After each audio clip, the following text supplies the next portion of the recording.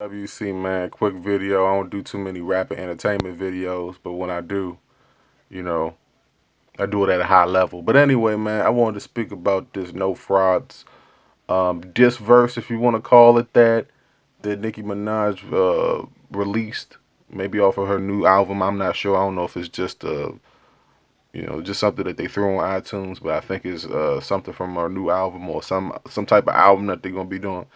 But anyway, this is basically a response to Remy Ma's verse, the Sheetha verse, which I think got pulled off of iTunes because the beat was not cleared or the song is owned by somebody else and it's copyright infringement and then it wasn't cleared and all this other garbage. But it is what it is. But in her verse, man, she basically goes in on her. You know what I'm saying? From basically the second line on down. All right. The one that kind of stuck out to me was the back-to-back line because we all know that Remy Ma dropped two diss tracks and she really didn't need to do that.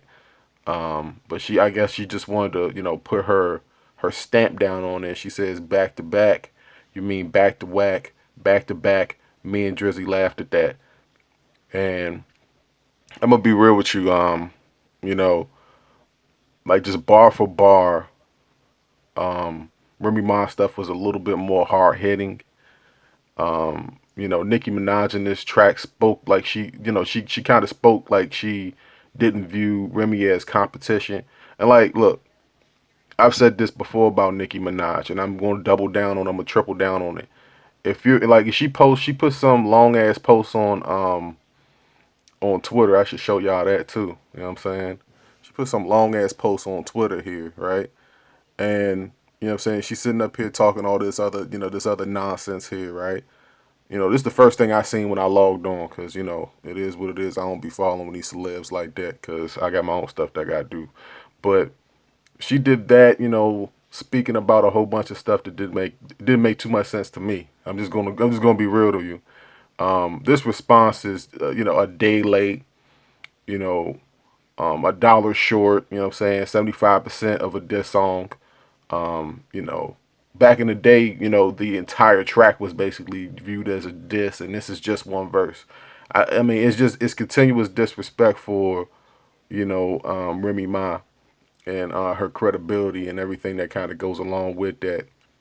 I could tell y'all about more of this stuff. This is rap. This is genius.com. They kind of break it down for you. They do it quickly and let you guys know that she was basically talking about her, dedicated the entire track to it, and then she keeps pounding back and forth against that album that Remy Ma and Fat Joe put out, and they flopped. And the reason why it flopped was that they felt as though they had a few more bangers on that joint, so they waited to release that joint, and after they dropped the second single, they should have just dropped it.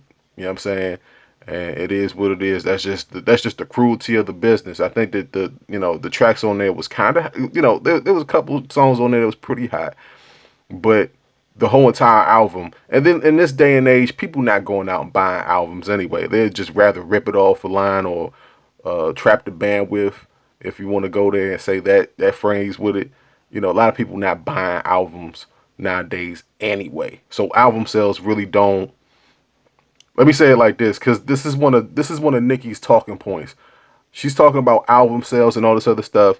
Album sales only do so much. And nowadays, you know what I'm saying? Nowadays, if you're like a singer like an Adele and you want to talk about album sales, okay, fine. You know what I'm saying? You Celine Dion, okay, you got ballads or whatever. But the rap game is different. It's different when it comes to the distribution of the music, when it comes to the authenticity of the music, and it's like this response is like I said, it's still disrespectful.